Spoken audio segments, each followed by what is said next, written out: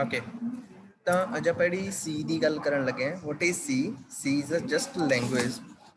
सी language है अपनी जी आप यूज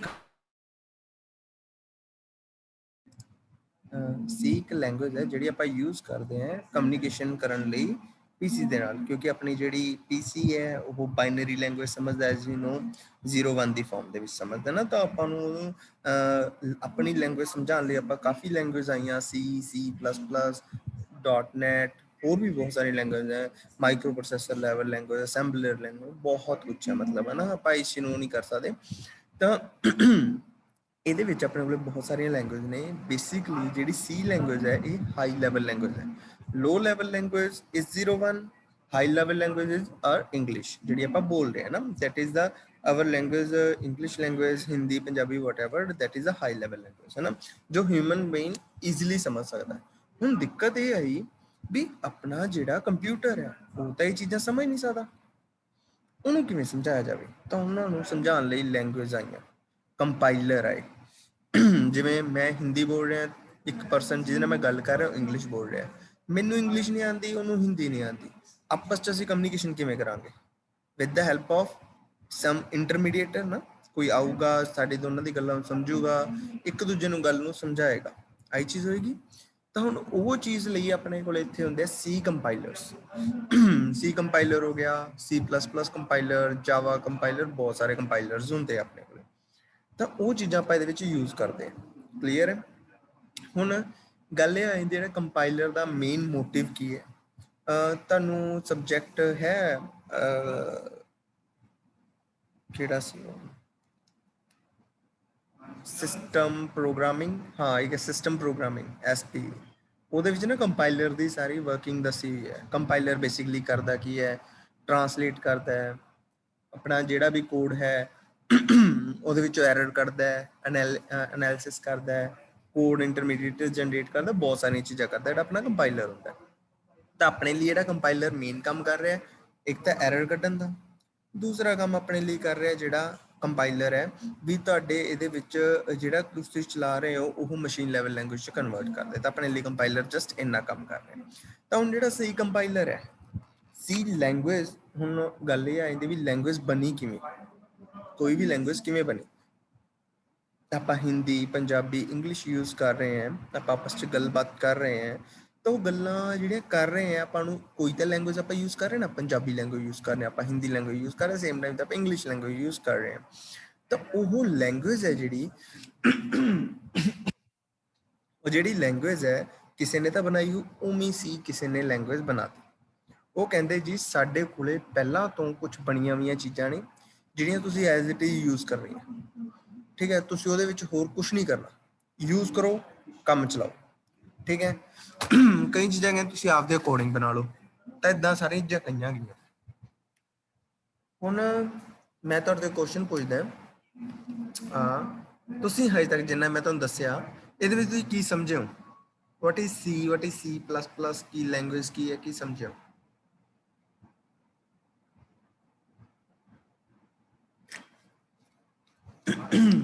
ਸਰ ਇਹ ਐਕਚੁਅਲੀ ਕੰਪਿਊਟਰ ਪ੍ਰੋਗਰਾਮਿੰਗ ਲੈਂਗੁਏਜਸ ਨੇ ਜਿਨ੍ਹਾਂ ਨਾਲ ਆਪਾਂ ਕੰਪਿਊਟਰ ਨਾਲ ਐਕਚੁਅਲੀ ਇੰਟਰੈਕਟ ਕਰ ਸਕਦੇ ਹਾਂ, ਕਿਉਂਕਿ ਕੰਪਿਊਟਰ ਨੂੰ ਆਪਣੀ ਹਾਈ ਲੈਵਲ ਲੈਂਗੁਏਜ ਸਮਝ ਨਹੀਂ ਆਉਂਦੀ।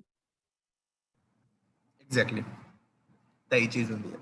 ਹੁਣ ਦੇਖੋ ਆਪਣੇ ਕੋਲੇ ਕੀ ਹੈ, ਹੁਣ ਜਸਟ ਤੁਸੀਂ ਇੱਕ ਇਮੈਜਿਨ ਕਰੋ, ਯੂ ਆਰ ਦਾ ਕ੍ਰੀਏਟਰ, ਮਤਲਬ ਤੁਸੀਂ ਇੱਕ ਬਿਜ਼ਨਸਮੈਨ ਹੋ, ਜਾਂ ਮਤਲਬ ਤੁਸੀਂ ਇੱਕ ਬਿਜ਼ਨਸ ਕਰ ਰਹੇ ਹੋ ਅਰਾਊਂਡ ਕੰਪਿਊਟਰ ਦਾ, ਠੀਕ ਹੈ।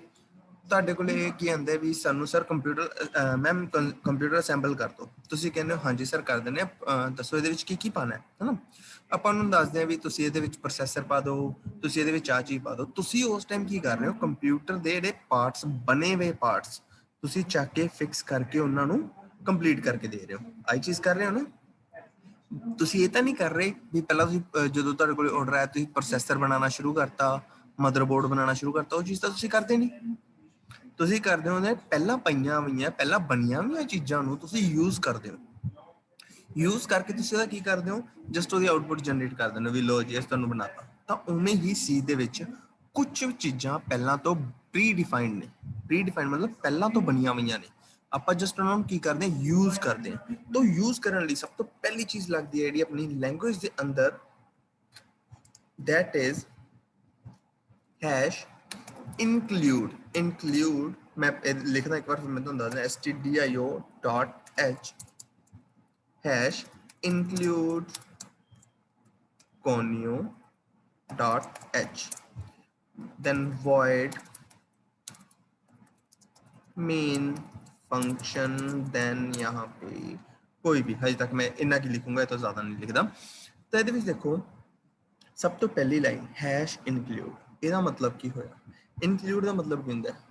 ਮੈਂ ਕੋਈ ਪਾਰਟੀ ਕਰਨ ਜਾ ਰਿਹਾ and you are included in my party, ਤੁਸੀਂ ਮੇਰੀ ਪਾਰਟੀ ਦੇ ਵਿੱਚ ਇਨਕਲੂਡ ਹੋ, ਤੁਸੀਂ ਮੇਰੇ ਨਾਲ ਪਾਰਟੀ ਕਰਨ ਜਾਓਗੇ, that is a include.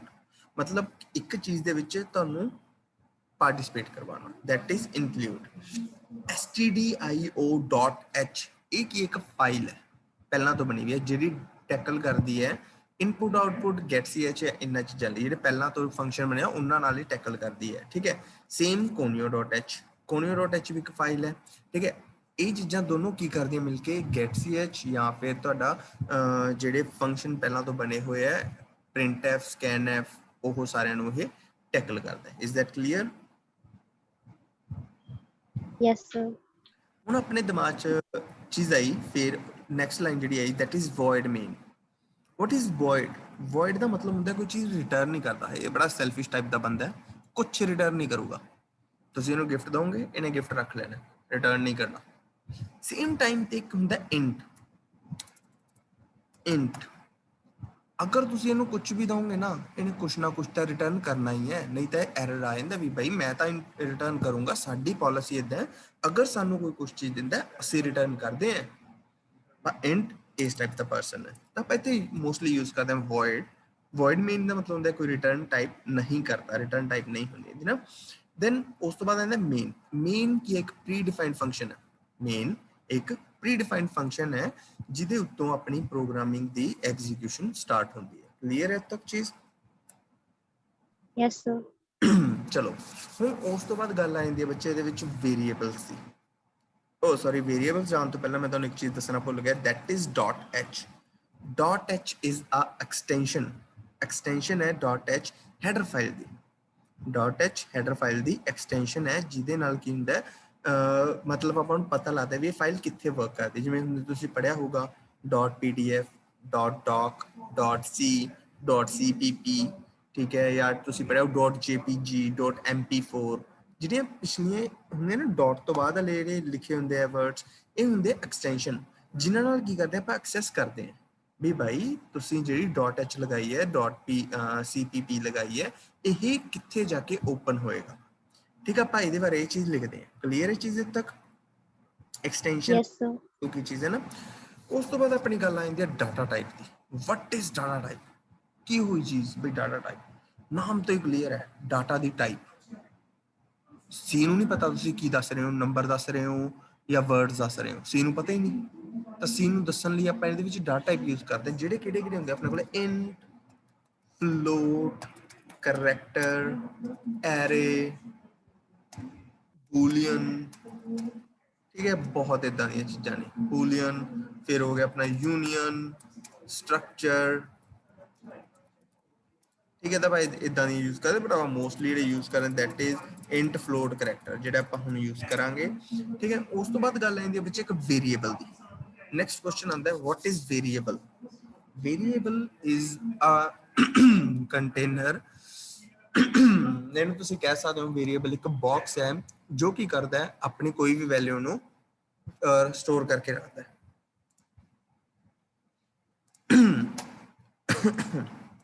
Okay, ਕੋਈ ਵੀ ਵੈਲਿਊ ਨੂੰ ਸਟੋਰ ਕਰਕੇ ਰੱਖਦਾ ਹੈ। ਲਾਈਕ ਮੇਰੇ ਕੋਲ ਇੱਕ ਬਾਕਸ ਹੈ, ਬਾਕਸ ਦੇ ਅੰਦਰ ਮੈਂ ਕੋਈ ਬੁੱਕਸ ਪਾਤੀ, ਤਾਂ ਬਾਕਸ ਕੀ ਇੱਕ ਕੰਟੇਨਰ ਹੈ ਜੋ ਕੀ ਕਰਦਾ ਹੈ ਬੁੱਕਸ ਨੂੰ ਕੰਟੇਨ ਕਰਕੇ ਰੱਖਦਾ ਹੈ। ਬਟ ਜਿਹੜਾ ਬਾਕਸ ਆ ਉਹਦੇ ਵਿੱਚ ਕਦੇ ਮੈਂ ਬੁੱਕਸ ਪਾਤੀਆਂ, ਬੁੱਕਸ ਕੱਢ ਲਿਆ, ਫਿਰ ਮੈਂ ਸੋਚਿਆ ਨਹੀਂ ਬੁੱਕਸ ਨਹੀਂ, ਗਲਾਸਿਸ ਪਾਣੇ, ਫਿਰ ਮੈਂ ਗਲਾਸਿਸ ਪਾ ਲਏ, ਕੱਢ ਲਏ, ਫਿਰ ਮੈਂ ਸੋਚਿਆ ਨਹੀਂ ਹੁਣ ਪੈਨ ਡਰਾਈਵਸ ਪਾਣੀਆਂ, ਮੈਂ ਸਾਰੀਆਂ ਬਾਕਸ 'ਚ ਪੈਨ ਡਰਾਈਵਸ ਪਾ ਲਈਆਂ ਜਾਂ ਕੋਈ ਹੋਰ ਚੀਜ਼ ਪਾ ਲਈ।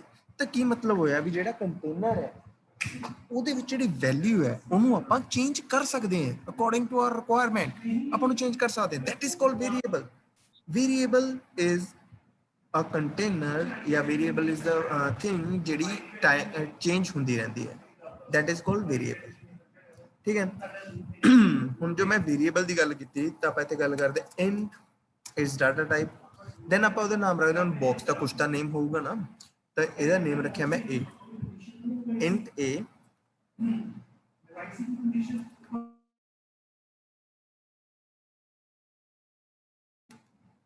ठीक है, int a, int a की ਕੀਤਾ ਇੱਕ ਵੇਰੀਏਬਲ ਦਾ ਨੇਮ ਦਿੱਤਾ, ਉਹਦੇ ਵਿੱਚ is equal to ਪਾਇਆ, sorry is equal to ਪਾਇਆ is equal to 5। ਇਹਦਾ ਮਤਲਬ ਕੀ ਹੋਇਆ, ਇੱਕ ਕੰਟੇਨਰ ਹੈ ਜਿਹਦਾ ਨਾਮ ਕੀ ਹੈ a ਹੈ, ਉਹਦੇ ਅੰਦਰ ਆਪਾਂ 5 ਵੈਲਿਊ ਨੂੰ ਇਨਸਰਟ ਕਰਤਾ। ਆਪਣੇ ਕੋਲ ਇੱਕ ਕੰਟੇਨਰ ਹੈ that is a container a box ਜਿਹਦੇ ਅੰਦਰ ਆਪਾਂ 5 ਵੈਲਿਊ ਪਾਤੀ।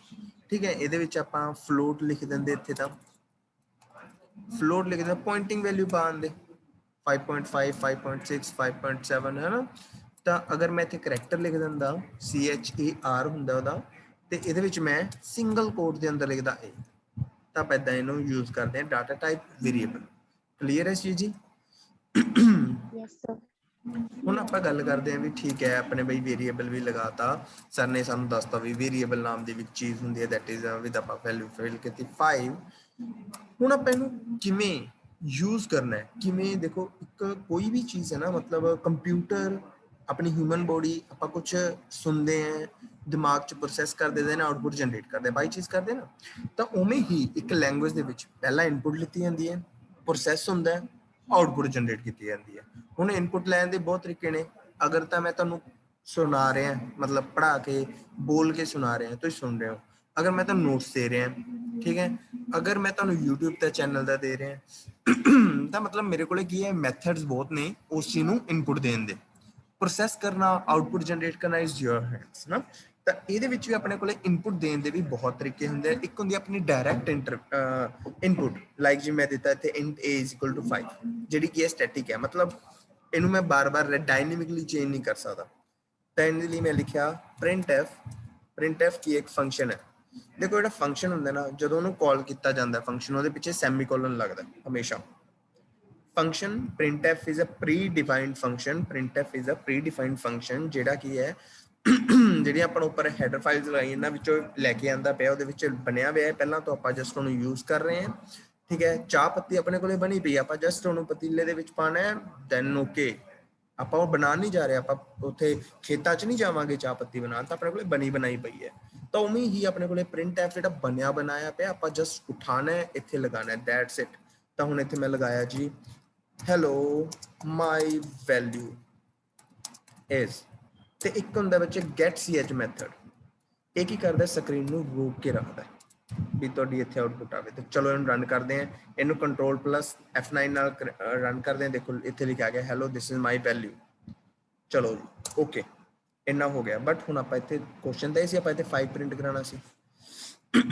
ਤਾਂ 5 ਪ੍ਰਿੰਟ ਕਰਾਉਣ ਵਾਸਤੇ ਕੀ ਹੁੰਦਾ, ਜਿਹੜੀ ਆਪਣੇ ਕੋਲ ਇਹ ਸਟ੍ਰਿੰਗ ਲਿਖੀ ਦੀ ਹੈ ਨਾ, ਇਹਦੇ ਅੰਦਰ ਆਪਾਂ ਨੂੰ ਇੱਕ ਜਗ੍ਹਾ ਦੇਣੀ ਪੈਂਦੀ ਹੈ ਵੀ ਇਹ ਕਿੱਥੇ ਪ੍ਰਿੰਟ ਹੋਵੇ। ਤਾਂ ਮੈਂ ਕਿਹਾ ਜੀ ਤੁਸੀਂ ਕਰੋ ਇਜ਼ ਇਕੁਅਲ ਟੂ ਪਾ ਕੇ ਇੱਥੇ ਤੁਸੀਂ ਪ੍ਰਿੰਟ ਕਰ ਦਿਓ, ਜਿੱਥੇ ਪ੍ਰਿੰਟ ਕਰਾਣਾ ਉੱਥੇ। ਅਗਰ ਇੰਟ ਯੂਜ਼ ਕਰ ਰਹੇ ਹਾਂ, ਮੈਂ ਫਿਰ ਤੋਂ ਰਿਪੀਟ ਕਰ ਰਿਹਾ, ਅਗਰ ਆਪਾਂ ਇੰਟ ਇੱਥੇ ਵੇਰੀਏਬਲ ਦੀ ਵੈਲਿਊ ਆਪਾਂ ਇੰਟ ਯੂਜ਼ ਕਰ ਰਹੇ ਹਾਂ, ਤਾਂ ਇੱਥੇ ਤੁਸੀਂ %d ਲਗਾਣਾ ਤੇ ਕੋਮਾ, ਇਹ ਤੋਂ ਬਾਅਦ ਤੁਸੀਂ ਲਿਖ ਦਿਓ a, that is simple, done, program is ready। hello my value is ਦੋ ਵਾਰ ਆ ਰਿਹਾ, ਦੇਖੋ hello my value is 5। ਤਾਂ ਇਹਦਾ ਵੀ ਸੋਲੂਸ਼ਨ ਕੀ ਹੈ, ਇਹ ਹੁੰਦਾ ਐਕਚੁਅਲੀ ਜਿਹੜੀ ਪੁਰਾਣੀ ਪਹਿਲਾਂ ਆਊਟਪੁੱਟ ਆਈ ਵੀ ਆ, ਉਹ ਸਕਰੀਨ ਰੋਕ ਕੇ ਰੱਖਦਾ, ਤਾਂ ਉਹਨੂੰ ਕਲੀਅਰ ਕਰ ਲੈਣਾ ਚਾਹੀਦਾ। ਉਹਦੇ ਲਈ ਆਪਾਂ ਯੂਜ਼ ਕਰਦੇ ਹਾਂ ਇੱਕ function that is CLRSCR, that is clear screen, rerun। okay जी, hello my value is 5, done। ਇਹ ਤੱਕ ਪ੍ਰੋਗਰਾਮ ਆਪਣਾ ਸਹੀ ਹੈ।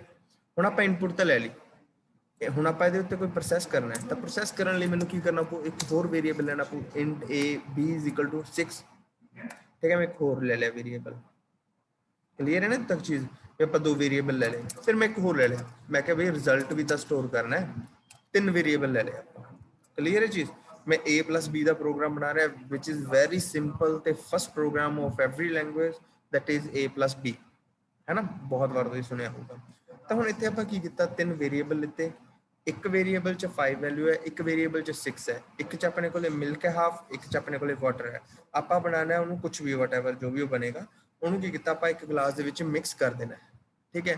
ਤਾਂ ਉਹਦੇ ਲਈ ਆਪਾਂ ਕੀ ਕਰਾਂਗੇ, C = A + B, ਦੋਨਾਂ ਨੂੰ ਪਲੱਸ ਕਰ ਦੋ। What is plus? Plus is a operator.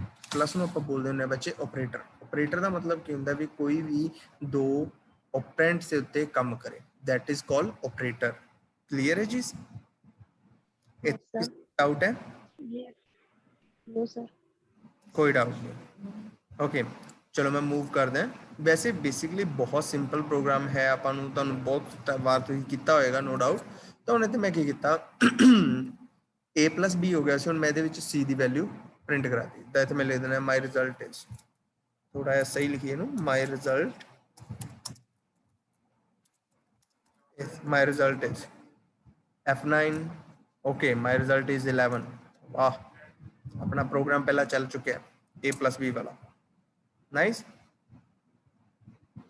ਹੁਣ ਆਪਾਂ ਇਹਨੂੰ ਥੋੜਾ ਜਿਹਾ ਅਟਰੈਕਟਿਵ ਬਣਾਉਂਦੇ ਹਾਂ, ਥੋੜਾ ਡਲ ਲੱਗ ਰਿਹਾ my result is this, I don't like.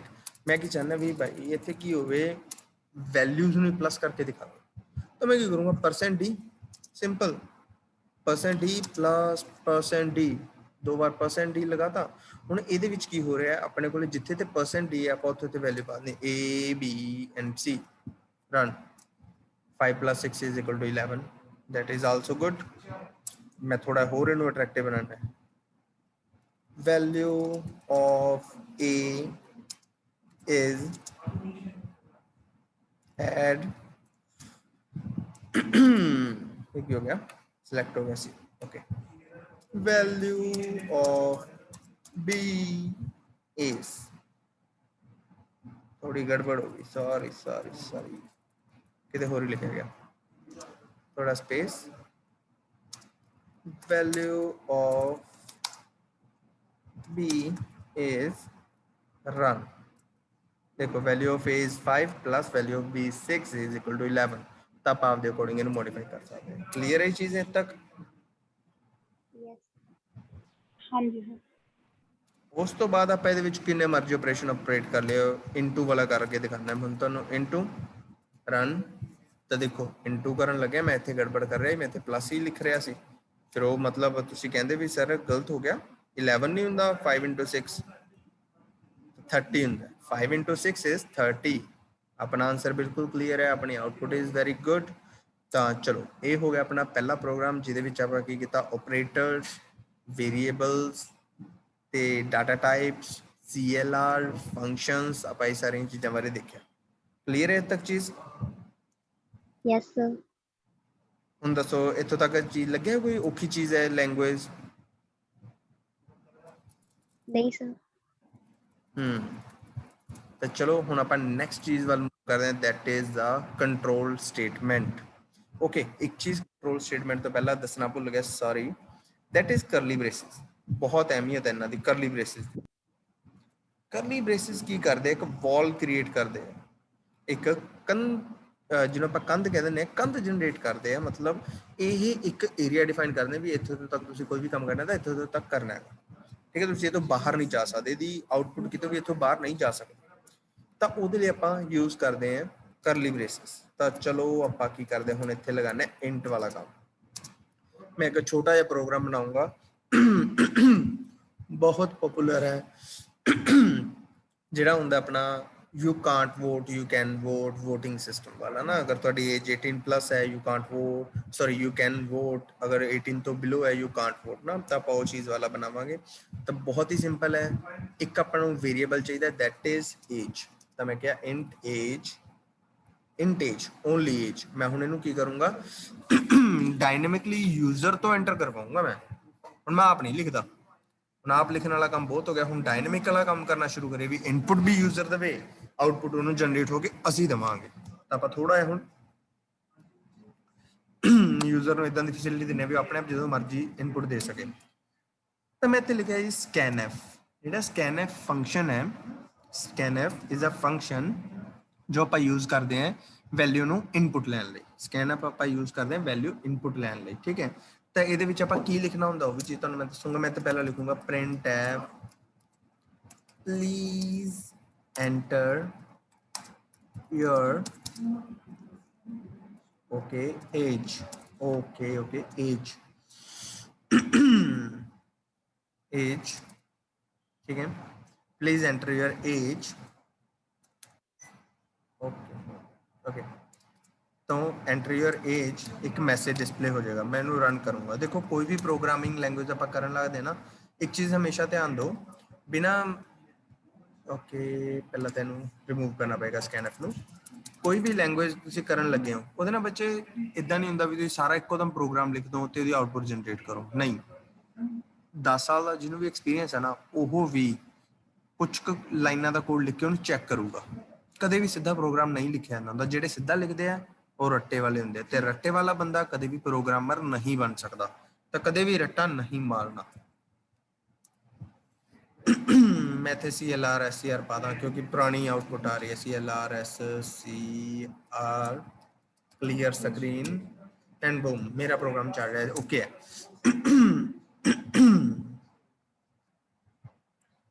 हुण आपां इत्थे की करना है, स्कैनएफ करना है। स्कैनएफ का मतलब की है भी असी कोई इनपुट लैनी है, प्रोग्राम ने इनपुट मंगी है तो वो कित्थे जाके स्टोर होवे, तो उहदे लई तुसीं करना इत्थे लगाना है जी %d for integer for sure. अपन पता है भी इंटीजर लिए आप हमेशा %d यूज करते हैं, अगर फ्लोट होंदा तो आप इत्थे f यूज करते, तो इत्थे हुण अपने कोले %d है तो ऑब्वियसली अपने कोले इंट है तो आप %d ही यूज करांगे। इदां तां नहीं हो सकदा किसी दी एज कितनी है 25.5 हो सकती है no doubt, but at the same time आप सीधी एज लवांगे 18+ 18 लो, पॉइंटिंग च आप नहीं जावांगे फिलहाल नहीं। तो मैं तो गया %d एक हुंदा बच्चे %एज। तो सोचोगे सारा एंड की पता येलो कलर का दिख रहा है, एंड की पता ਇਹਦਾ मतलब है बच्चे एड्रैस। ਇਹ ਦੱਸਦਾ ਵੀ ਤੁਸੀਂ ਇੱਥੋਂ ਵੈਲਿਊ ਕਿੱਥੇ ਲੈ ਕੇ ਜਾਣੀ ਹੈ। ਅਸੀਂ ਕਿਹਾ ਜੀ ਜਦੋਂ ਵੀ ਇੱਥੇ ਕੋਈ ਪਰਸਨ ਵੈਲਿਊ ਇਨਪੁਟ ਕਰੇ ਤਾਂ ਇਹਦੇ ਵਿੱਚ ਜਾ ਕੇ ਸਟੋਰ ਹੋ ਜਾਏ, ਠੀਕ ਹੈ। ਜਿਵੇਂ ਆਪਾਂ ਕਹਿੰਦੇ ਆਪਾਂ ਉੱਪਰ ਇੱਕ ਪਾਈਪ ਲਗਾਤੀ, ਮੈਂ ਪਾਈਪ ਦੇ ਵਿੱਚੋਂ ਪਾਣੀ ਪਾਇਆ ਤਾਂ ਉਹ ਵਾਲੇ ਟੈਂਕ ਦੇ ਵਿੱਚ ਜਾ ਕੇ ਸਟੋਰ ਹੋ ਜਾਏ। ਮੇਰੇ ਕੋਲ 4-5 ਪਾਈਪਸ ਨੇ, ਮੈਂ ਉਹਦੇ ਵਿੱਚ ਪਾਣੀ ਪਾਇਆ, ਜਿਹੜੇ ਟੈਂਕ 'ਚ ਮੈਂ ਪਾਣੀ ਪਾ ਰਿਹਾ ਚਾਹੁੰਦਾ ਉਹਦੇ ਵਿੱਚ ਮੈਂ ਪਾ ਸਕਦਾ। ਤਾਂ ਉਵੇਂ ਸੇਮ ਇਹਦੇ ਵਿੱਚ ਹੁੰਦਾ ਆਪਣੇ ਕੋਲੇ ਸਕੈਨਐਫ, ਜਿਹਦੇ ਨਾਲ ਕੀ ਹੁੰਦਾ ਇੱਥੇ ਲੱਗਿਆ ਹੁੰਦਾ %age, ਜਿਹੜਾ ਕੀ ਕਰਦਾ ਇਹਦੇ ਵਿੱਚ ਆ ਕੇ ਇਨਸਰਟ ਹੋ ਜਾਂਦਾ। ਕਲੀਅਰ ਹੈ ਇੱਥੇ ਤੱਕ ਚੀਜ਼? Yes sir. ਹਾਂਜੀ ਹੁਣ ਆਪਾਂ ਇਹਨੂੰ ਪ੍ਰਿੰਟ ਕਰਵਾਉਂਦੇ ਆ। printf ਜਿਹੜੀ ਵੀ ਲਿੱਤੀ ਹੈ ਇਹਨੇ ਵੈਲਿਊ ਸੇਮ %d। ਇੱਕ ਨਾ ਥੋੜੀ ਕਨਫਿਊਜ਼ਨ ਹੋ ਜਾਂਦੀ, ਮੈਨੂੰ ਵੀ ਬਹੁਤ ਟਾਈਮ ਹੁੰਦੀ ਰਹੀ ਸੀ ਵੀ ਜਦੋਂ ਤਾਂ ਆਪਾਂ ਦੇਖੋ ਬੱਚੇ printf ਕਰਨਾ ਹੈ ਉਸ ਟਾਈਮ ਤਾਂ ਤੁਸੀਂ ਇੱਥੇ %, ਨਹੀਂ ਪਾਣਾ। जो तो स्कैनएफ करना है वो तुसी %, पाना है। ये चीज़ का ध्यान रखियो, मेरे तो भी बहुत बार गलती हुई सी, तो मैं दसता भी मैं भी आपकी गलतियां हो सकता। तो ओके चलो, माई एज इज 67। तो आंसर आ रहा है 67। ओके मतलब मेरा प्रोग्राम इतना रन हो रहा है, मेरा प्रोग्राम इनपुट ले रहा है, आउटपुट जनरेट कर रहा है, इतना तक डन है। हुण अपना नैक्सट कंसैप्ट की सी? अपना कंसैप्ट सी भी आपां की करना है, एज वाला चेक करना है। एज चेक करने लिए आप यूज करते हैं if else. If else is a control statement. If else is a control statement जो की करती है चेक करती है कि तुहाडी कंडीशन है जी सही है कि नहीं। तो यह एक also it's also a pre defined function, क्योंकि आप इतने देखो फिर तो ब्रैकेट यूज कर रहे हैं, ठीक है। फंक्शन है जिथे ब्रैकेट दिखे दैट इज फंक्शन, बिना सोचे समझे फंक्शन कह दो, ठीक है। ਇਹਦਾ ਸਿੰਟੈਕਸ ਕੀ ਰਹਿੰਦਾ, ਪਹਿਲਾਂ ਮੈਂ ਸਿੰਟੈਕਸ ਦੱਸ ਦਿੰਦਾ। ਇਫ ਐਲਸ ਓਕੇ ਇਫ ਇਹਦੇ ਜਿਹੜੇ ਕਰਲੀ ਆਪਣੇ ਬ੍ਰੇਸਿਸ ਨੇ ਇਹਦੇ ਅੰਦਰ ਆਪਾਂ ਲਿਖਦੇ ਹਾਂ ਕੰਡੀਸ਼ਨ, ਠੀਕ ਹੈ। ਫਿਰ ਆਪਣੇ ਸਟਾਰਟ ਹੁੰਦੇ ਆ ਕਰਲੀ ਬ੍ਰੇਸਿਸ, ਸਟਾਰਟ ਹੁੰਦੇ ਤੇ ਬੰਦ ਹੁੰਦੇ ਆ। ਕਰਲੀ ਬ੍ਰੇਸਿਸ ਸਟਾਰਟ ਹੁੰਦੇ ਤੇ ਬੰਦ ਹੁੰਦੇ ਆ। ਮੈਂ ਤੁਹਾਨੂੰ ਪਹਿਲਾਂ ਹੀ ਦੱਸਿਆ ਸੀ ਇਹ ਇੱਕ ਆਪਣਾ ਬਾਕਸ ਦੀ ਤਰ੍ਹਾਂ, ਮਤਲਬ ਕੰਧਾਂ ਦੀ ਤਰ੍ਹਾਂ ਕੰਮ ਕਰਦੇ ਵੀ ਇਹ ਤੋਂ ਬਾਅਦ ਦੀ ਜਿਹੜੀ ਆਊਟਪੁੱਟ ਆ ਉਹ ਅਲੱਗ ਕੇਸ ਲਈ ਹੈ।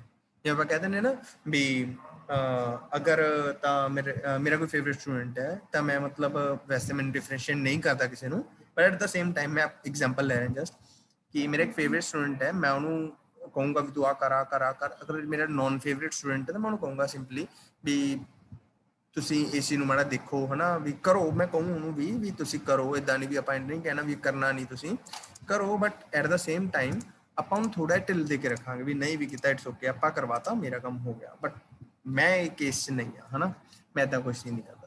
तो चलो आप ਇਹਦੇ ਵਿੱਚ ਰੱਖਦੇ ਆ condition that is okay sorry ਗਲਤ ਹੋ ਗਿਆ ਥੋੜਾ ਕੰਮ ਮੇਰੇ ਤੋਂ delete ਦਾ ਪੈ ਗਿਆ ਗਲਤੀ ਨਾਲ ਚਲੋ ਇੱਥੇ ਆ ਗਿਆ ਤੇ ਇੱਧਰ ਮੈਂ ਕਿਹਾ ਇੱਥੇ age is ਹੁਣ ਇੱਥੇ ਆ ਜਾਂਦਾ ਲੌਜੀਕਲ ਆਪਰੇਟਰ ਇਹਨੂੰ ਆਪਾਂ ਬੋਲਦੇ ਆ ਅਰਥਮੈਟਿਕ ਆਪਰੇਟਰ ਸੀ ਇਹਨੂੰ ਆਪਾਂ ਬੋਲਦੇ ਆ ਲੌਜੀਕਲ ਜਿਹੜੇ ਕਿ ਜਨਰੇਟ ਕਰਦੇ ਆ ਲੌਜਿਕਸ ਤਾਂ ਹੁਣ ਮੈਂ ਕਿਹਾ ਜੀ ਅਗਰ ਤੁਹਾਡੀ ਏਜ ਛੋਟੀ ਹੈ 18 ਤੋਂ ਹੁਣ ਤੁਸੀਂ ਕਹੋਗੇ ਸਰ ਇਹ ਤੁਸੀਂ ਬੋਲ ਤਾਂ ਦਿੱਤਾ 18 ਤੋਂ ਛੋਟੇ ਹੈ ਕਿਵੇਂ ਦੇਖੋ ਇਹਦੇ ਵਿੱਚ ਮੈਂ ਬਹੁਤ ਕਨਫਿਊਜ਼ ਹੁੰਦਾ ਸੀ ਆਪਦੇ ਟਾਈਮ ਤੇ ਜਦੋਂ ਮੈਂ ਪੜ੍ਹ ਰਿਹਾ ਸੀ ਤਾਂ ਮੈਂ ਚਾਹੁੰਦਾ ਤੁਸੀਂ ਨਾ ਇਸ ਚੀਜ਼ 'ਚ ਕਨਫਿਊਜ਼ ਹੋਵੋ ਤਾਂ ਇਹਦੇ ਵਿੱਚ ਤੁਸੀਂ ਕੀ ਦੇਖਣਾ ਹੈ ਜਿੱਧਰ ਵਾਲੀ ਸਾਈਡ ਮੂੰਹ ਬੰਦ ਹੈ ਉਹ ਛੋਟਾ ਹੈ ਤੇ ਜਿੱਧਰ ਵਾਲੀ ਮੂੰਹ ਖੁੱਲਾ ਹੈ ਉਹ ਵੱਡਾ ਹੈ ਮਤਲਬ ਏਜ ਇਜ਼ ਲੈਸ ਦੈਨ 18 ਤੋਂ ਛੋਟਾ ਹੈ ਤਾਂ ਕੀ ਹੋਵੇ ਅਗਰ ਏਜ ਛੋਟੀ ਹੈ ਤਾਂ ਆਬਵੀਅਸਲੀ ਆਪਾਂ ਕਹਾਂਗੇ printf you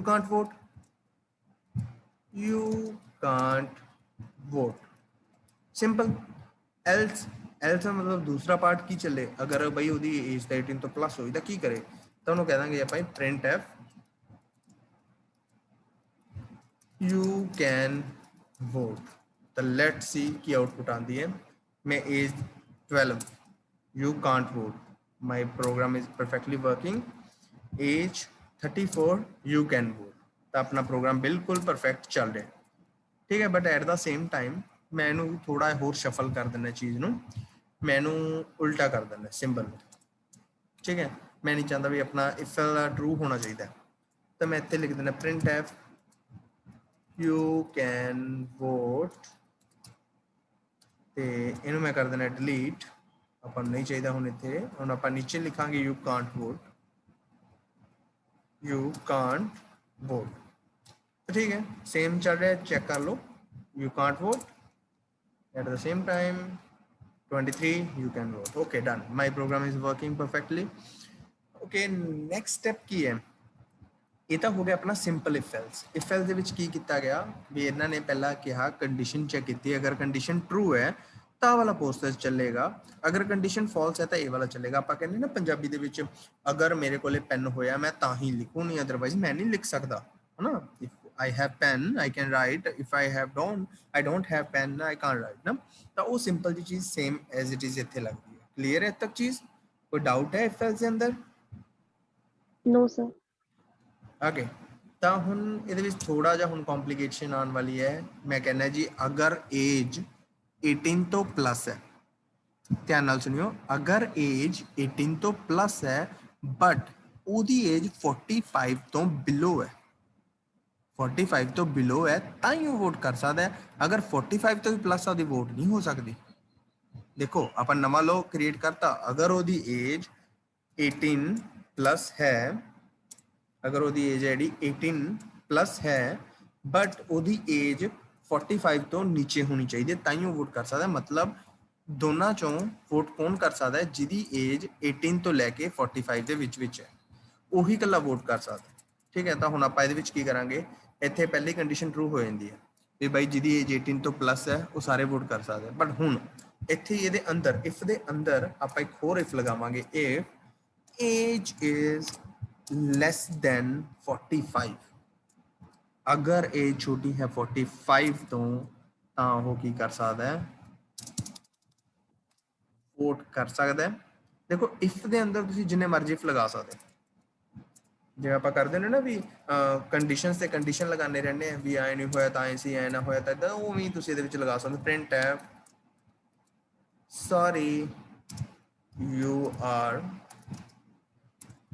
you can't vote ਆਪਾਂ ਗਲਤ ਨਹੀਂ ਲਿਖਾਂਗੇ you can't vote you overage ਹੈ ਨਾ ਤਾਂ ਇੰਨਾ ਕੁ ਲਿਖ ਦਿੰਦੇ ਆ ਚਲੋ ਇਟਸ ਓਕੇ ਨਾ ਓਕੇ ਤਾਂ 45 sorry you can't vote you are overage ਹੁਣ ਇਹਦਾ ਵੀ ਇੱਕ ਦਿੱਕਤ ਹੈ 45 ਵਾਲਾ ਬੰਦਾ ਤਾਂ ਕਰ ਹੀ ਸਕਦਾ ਸੀ ਨਾ ਆਪਾਂ 45 ਤੋਂ ਨੀਚੇ ਵਾਲੇ ਗਏ ਸੀ 45 ਵਾਲਾ ਵੀ ਕਰ ਸਕਦਾ ਸੀ ਇਹਦੇ ਵਾਸਤੇ ਵੀ ਤੁਸੀਂ ਕੀ ਕਰਨਾ ਇੱਥੇ ਲਗਾਉਣਾ ਹੈ ਬਿਲਕੁਲ ਇੱਥੇ ਆ ਕੇ ਲੈਸ ਦੈਨ ਇਕੁਅਲ ਟੂ ਇਹਦੇ ਨਾਲ ਕੀ ਹੁੰਦਾ ਘੱਟ ਹੋਵੇ ਜਾਂ ਉਹਦੇ ਬਰਾਬਰ ਹੋਵੇ ਤਾਂ ਵੋਟ ਕਰ ਸਕਦਾ ਚਲੋ ਮੈਂ 45 ਪਹਿਲਾਂ ਕਿਸੇ ਨਾਲ you can vote done my program is working and at the same time ਮੈਂ ਥੋੜਾ ਜਿਹਾ ਇਹਨੂੰ ਸਪੇਸ ਦਵਾਂ ਮੈਨੂੰ ਸੋਹਣਾ ਨਹੀਂ ਲੱਗ ਰਿਹਾ ਸੀ space is equal to space okay now it's okay ਚਲੋ ਮੈਂ ਇਹਦੇ ਵਿੱਚ ਹੁਣ 23 ਭਰਦਾ you can vote okay done ਅਗਰ ਮੈਂ ਇਹਦੇ ਵਿੱਚ 46 ਭਰਦਾ you Kant vote you are over age okay good ਅਗਰ ਮੈਂ ਇਹਦੇ ਵਿੱਚ ਲੈਸ ਦੈਨ ਭਰਦਾ ਯੂ ਕਾਂਟ ਵੋਟ ਤਾਂ ਦੇਖੋ ਮੇਰੇ ਇਹਦੇ ਵਿੱਚ ਕੀ ਹੋਇਆ ਇਹਨੂੰ ਆਪਾਂ ਬੋਲਦੇ ਹਾਂ ਨੈਸਟਡ ਇਫ